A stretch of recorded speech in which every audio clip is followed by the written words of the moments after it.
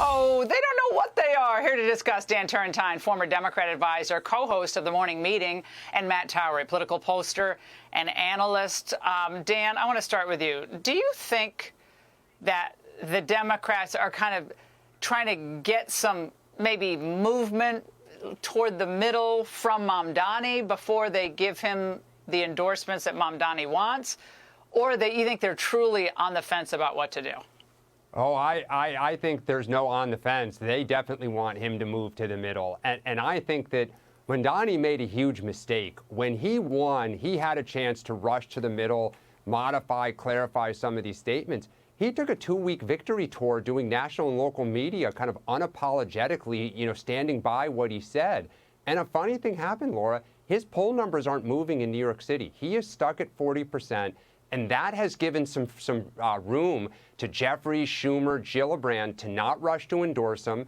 Yes, there's a 4-person race that he leads, but if he gets in a one-on-one right now with Andrew Cuomo, he trails by 15 points. And so national Democrats are screaming at Jeffries, do not endorse him. He will be an albatross around our neck next November. Well, Matt, the Washington Post claims that there are Trump Mamdani supporters, saying the general election will see a lot more Trump Mamdani supporters, and spoke to a woman who says she voted for Trump because he said he would end the war, and then for Mamdani because he supports Palestine. I mean, is there a person on earth who would support both Trump and Mamdani? I'm not seeing it. There may be a few. I don't know where in the world that's coming from. That's just nuts. In reality, what Dan just said is absolutely true. But you've got three political egos stuck in the race right now running against him, and none of them will get out. And that's just going to split the vote up. So political egotism may be the thing that takes down New York City in the end. I do want to say one thing about Mamdani, and that is this. I keep saying this is going to force the Democrats down the road. And pollsters, when we poll in future cycles down the road, we won't just say Democrat next to a name. In a lot of states, in a lot of instances, it will say Democrat/Democrat Socialist. Because unlike MAGA, which, by the way, is a slogan and an aspiration, it's not a party. Democrat Socialist is, in essence, a party.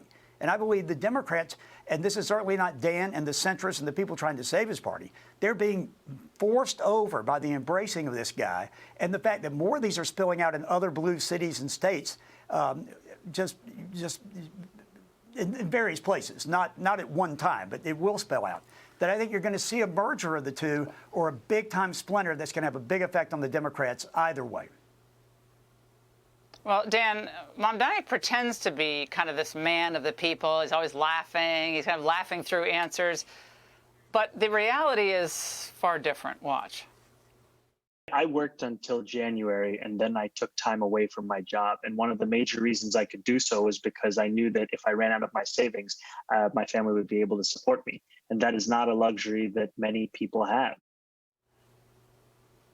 Well, he's trying to do the Trump thing, right? Trump was rich, but he could be a man of the people. But I think it's harder for socialists who want to give away a bunch of free stuff and are kind of anti-business to pull it off the same way when his parents made money in the capitalist system, entertainment and otherwise. Look, I totally agree. Eric Adams has a lot of issues here in New York City, but he had a great line this week, which is, I've lived poverty and being working class. He studied it. And I thought it's a great line that I think you might see some others start rallying around in an effort to highlight the fact that, as you say, it's almost academic to him. Talking about raising taxes on white neighborhoods, that the police don't really serve a purpose, let alone his stands on Israel and free grocery stores. They've tried that in Cuba and the Soviet Union. It didn't work very well. I really think that Mamdani has made a huge mistake. He thought he had this in the bag and people would have to, come his way. Laura, I'll just say, watch the black community. They are somewhat silent. He struggled with them in the primary. They're a very powerful force.